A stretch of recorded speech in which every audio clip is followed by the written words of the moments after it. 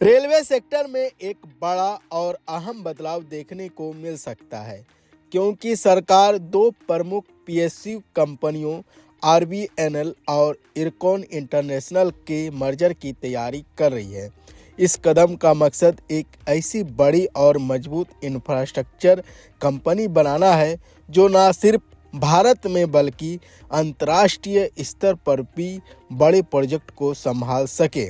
इस खबर के सामने आते ही बाजार में इसका असर भी देखने को मिला। इरकॉन इंटरनेशनल के शेयर में करीब 4.86 की तेजी आई और यह 124 रुपया पर कारोबार कर रहा है, जबकि आरबीएनएल का शेयर 4% बढ़कर 268 पर पहुंच गया। इससे साफ है कि निवेशकों ने इस संभावित मर्जर को पॉजिटिव संकेत के रूप में लिया है और आगे भी इन स्टॉक पर नजर बनी रह सकती है।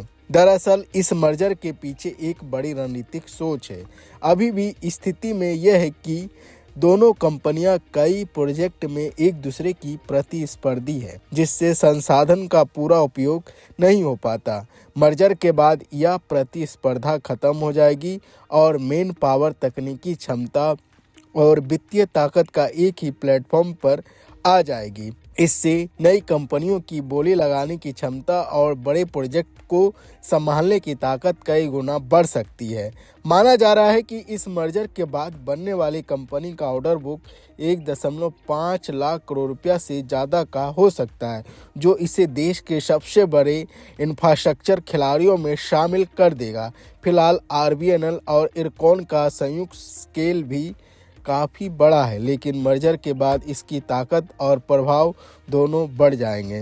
विशेषज्ञों का मानना है कि नई इकाई निजी और सरकारी दोनों तरह की बड़ी कंपनियों की कड़ी टक्कर देने में सक्षम होगी।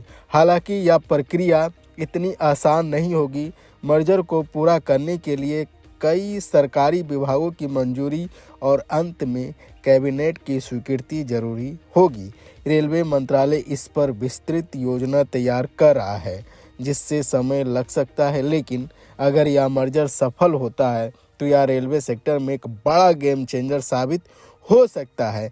निवेशकों के नज़रिए से देखें तो यह एक लंबी अवधि का अवसर बन सकता है। बड़ी कंपनियों बनने के बाद इसकी क्षमता, प्रोजेक्ट हैंडलिंग और राजस्व में वृद्धि की संभावना बढ़ेगी, जिससे भविष्य में शेयर वैल्यू में सुधार देखने को मिल सकता है।